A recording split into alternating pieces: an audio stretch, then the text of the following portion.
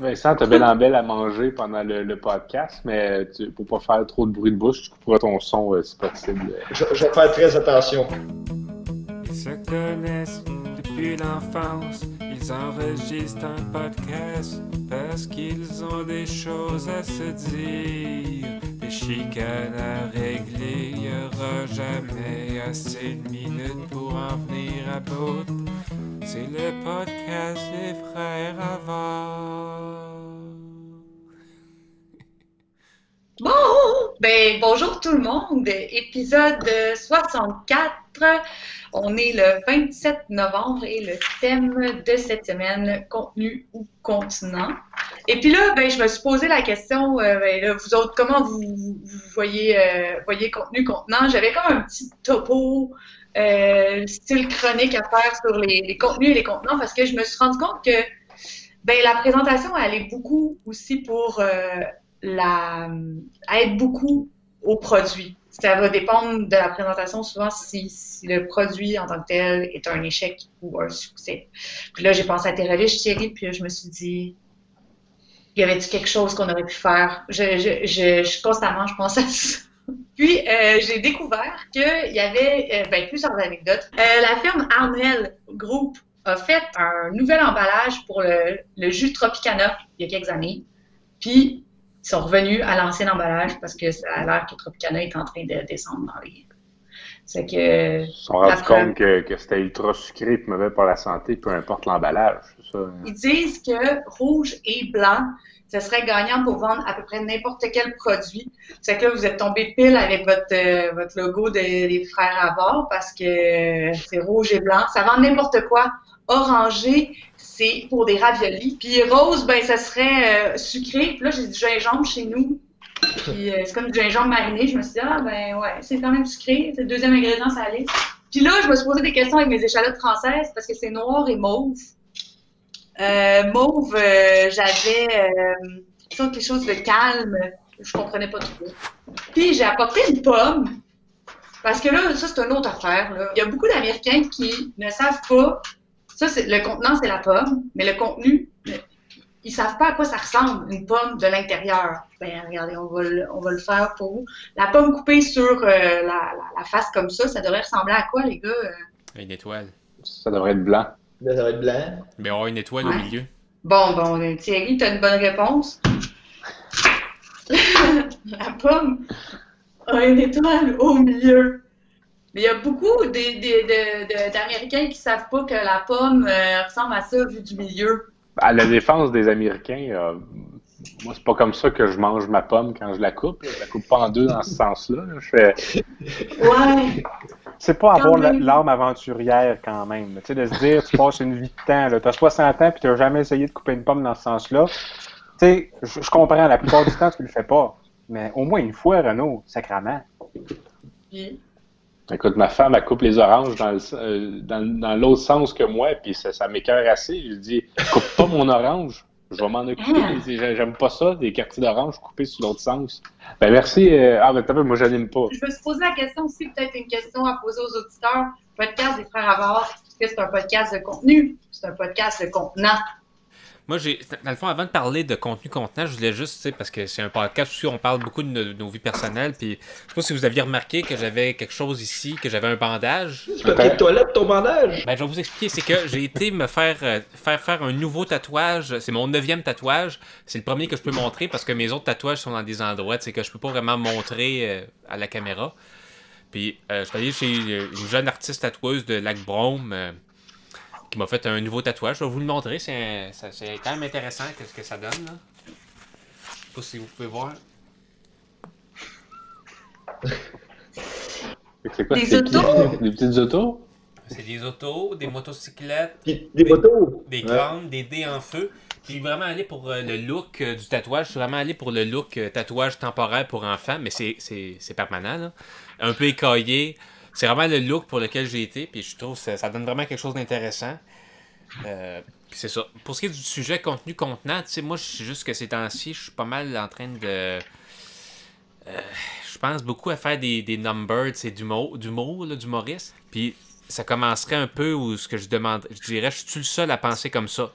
Ok. à trouver que l'eau, c'est comme de la bave. Là, ce que je sais pas, c'est qu'est-ce qui serait le plus drôle? Est-ce que ce serait que je trouve que c'est dégueulasse ou que je trouve ça le fun de boire de la bave? Qu'est-ce qui est le plus drôle selon vous?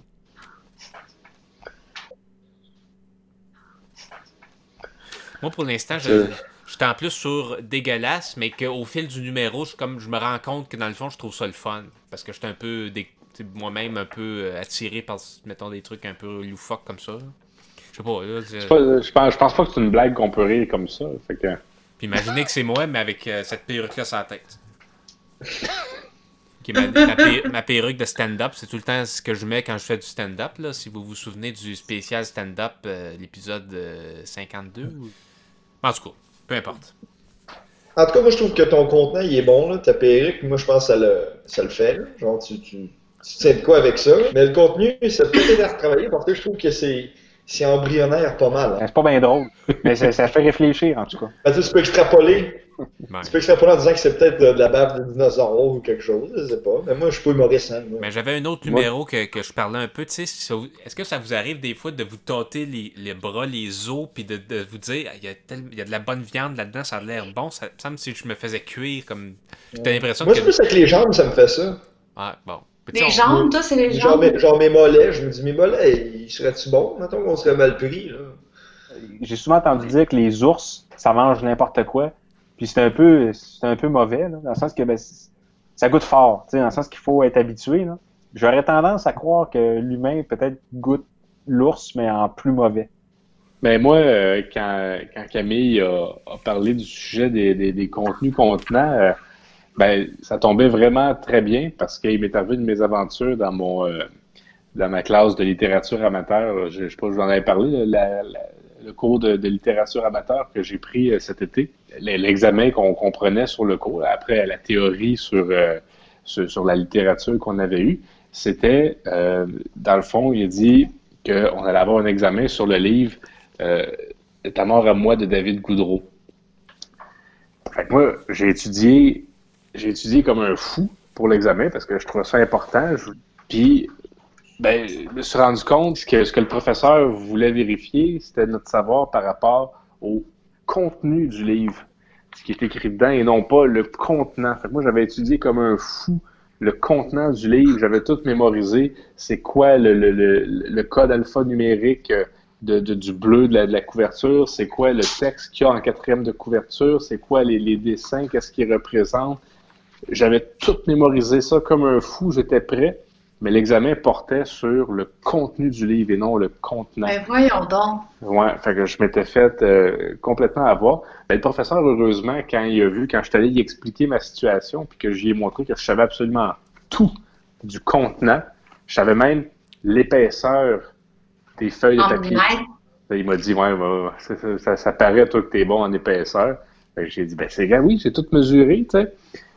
Fait qu'il a bien vu que j'étais sincère, que j'étais honnête, fait que j'ai pu avoir droit à une reprise d'examen puis à cette fois-là, ben, je me suis préparé sur le contenu. Puis à cette heure, au moins, il précise. L'examen porte sur l'histoire, sur ce qui est écrit dans le livre. Tu as préféré étudier, Renaud, le contenant ou le contenu? Ben, je trouvais ça un peu bizarre quand même, un examen sur le contenant, là. Tu sais, c'est qu'il fallait se creuser la tête. Tu regardes ça, tu te dis, il n'y a pas grand-chose à savoir. Mais il nous avait quand même dit qu'on avait 2 heures pour l'examen. Mais le livre, est-tu bon? J'ai eu la reprise. C'est dans une semaine. J'ai une semaine pour le lire. Là, fait que j'ai.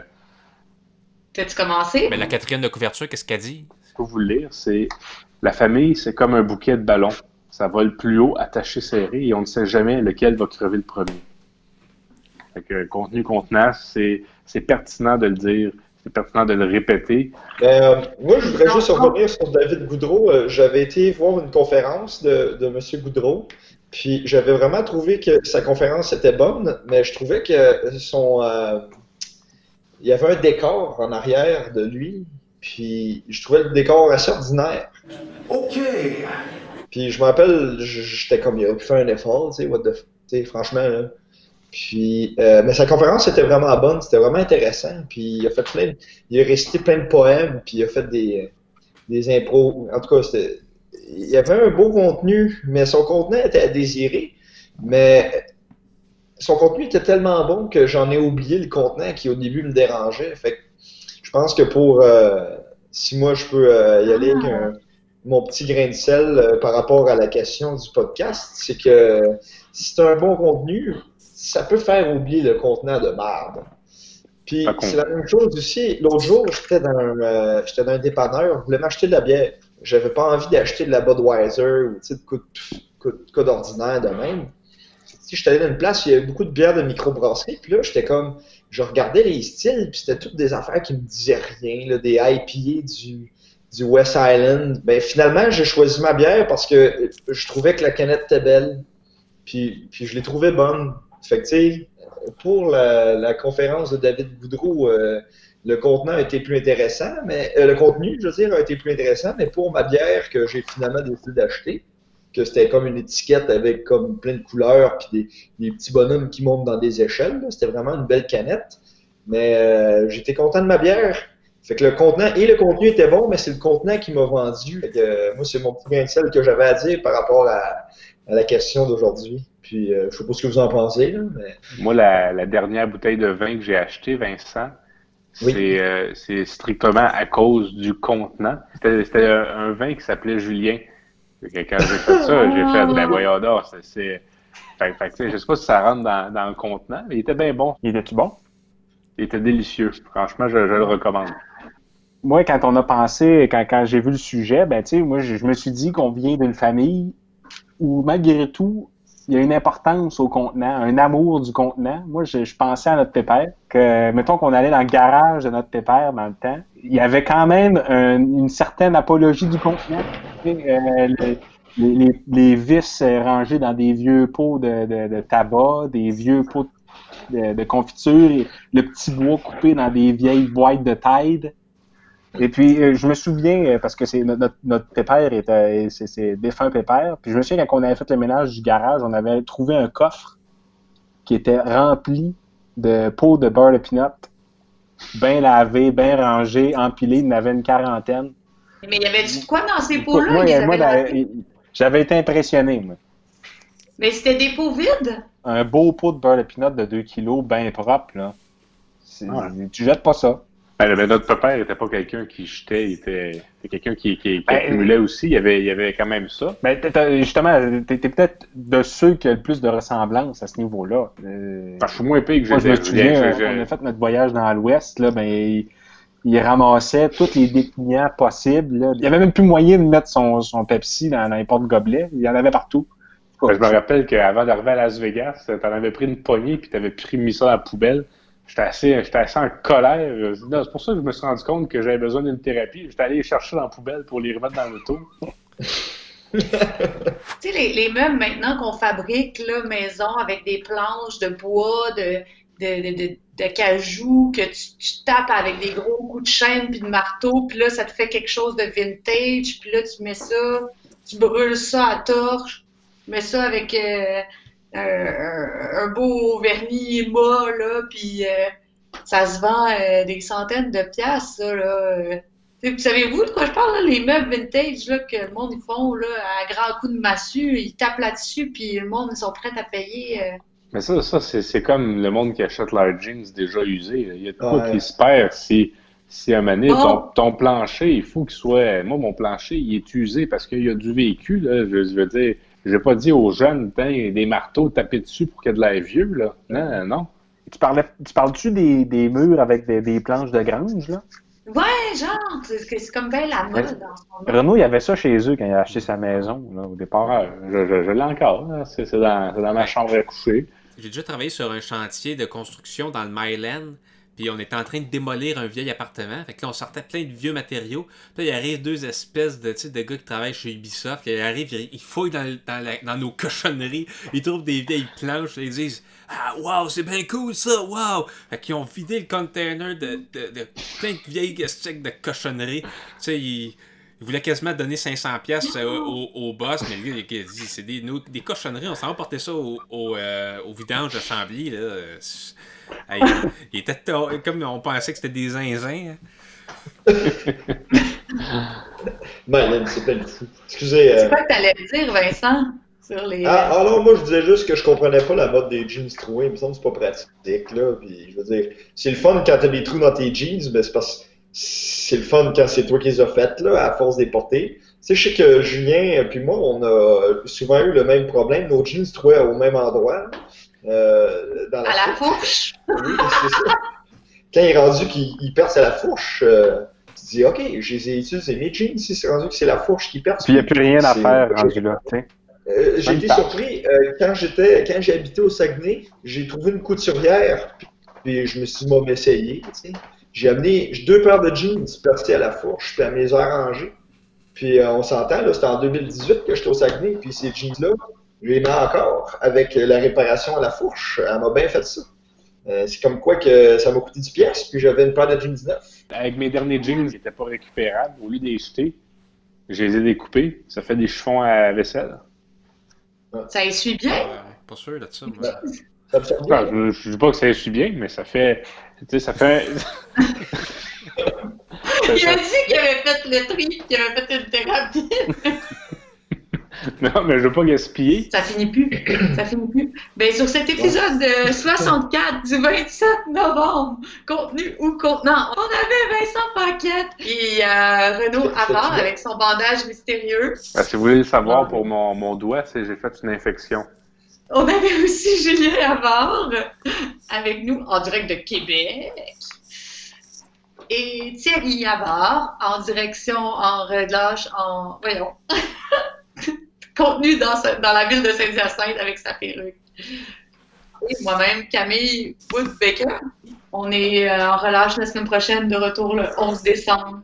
Au On se revoir. revoit dans 2 semaines. Salut la gang! Bye! Un autre épisode du podcast qui se termine sans que rien se soit réglé, mais au moins on s'est parlé avec le cœur. C'est le podcast des frères Havard.